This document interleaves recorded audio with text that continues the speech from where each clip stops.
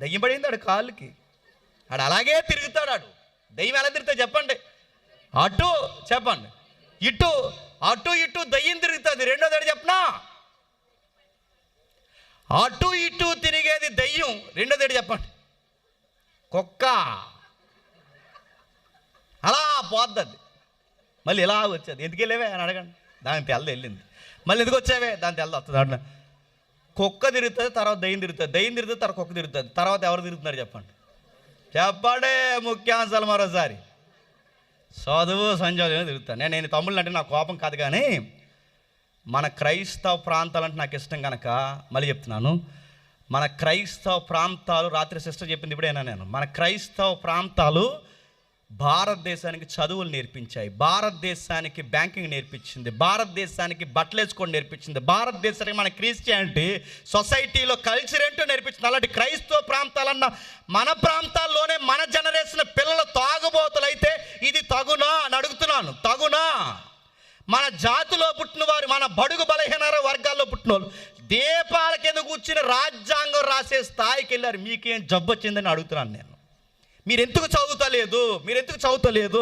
లింగులింగమని 10th pass అయిపోయి ఎందుకు ఆపేస్తున్నారు అని అడుగుతాను. మీ అయ్యకి బుద్ధి లేదని మళ్ళీ చెప్తున్నాను. మీ అయ్యకి బుద్ధి లేదు. మన బిడ్డలు ఏ స్థాయికి వెళ్ళాలి చెప్పినా? పార్లమెంట్లో కూర్చునే స్థాయికి వెళ్ళాలి. మళ్ళీ చెప్తున్నాను, రాష్ట్రాన్ని పరిపాలించే స్థాయికి వెళ్ళాలి. ఎంతకాలం ఈ ఊడుగం బతుకులు, ఎంతకాలం ఈ చెప్పుకునే బతుకులు? మీ తాత తాగి తెచ్చాడు, మీ అయ్య తాగి తెచ్చాడు, ఇప్పుడు మళ్ళీ నువ్వు తాగుతున్నావు. ఏమి ఎరగదిద్దామని? నీకు 25 ఏళ్ళు దాక్కుండా దాగుతున్నాడు. నీకు రేపు పొద్దున ఏ పిల్లనిచ్చి పెళ్లి చేస్తే సంసారానికి పనికొస్తావని అడుగుతున్నాను నేను. ఏదైనా కిడ్నీ ఎగిరిపోతే ఆ పుట్టిన పిల్లలు ఏమైపోవాలి? నేను కట్టుకున్నది ఏమైపోవాలని అడుగుతాను. వీళ్ళందరూ ఎవర్రా ఈ పని లేకుండా తిరిగేదంటే? ఇలా దేవుని బిడ్డలు కాదు చెప్పండి, సాతాను బిడ్డలు. మీకు పౌరు వచ్చి నా ఎదరు నా కారు అయిపోయేసిన ఐఎమ్ రెడీ. మీరు బాగుపడే వరకు నేను తిడతా ఉంటాను, గుర్తుపెట్టుకో. బాగుపడాలి, తమ్ముళ్ళు బాగుపడాలి, అన్నలు బాగుపడాలి. బైబిల్ ఏమని చెప్పినా? పని లేనివాడు సింపురగుడ్లు కూడా పనికిరాడని చెప్పింది. సోమరి రోగాలకి నిలయమైపోతాడని చెప్పింది. మా అయ్య సంపాదించాడు, మా అమ్మ సంపాదించిందంటే 100 ఎకరాల భూస్వామి కొడుకులు కూర్చుని తింటే, తెలుగులో సామెత ఏంటో తెలుసా? కూర్చుని తింటే కొండలైనా కరిగిపోతాయి.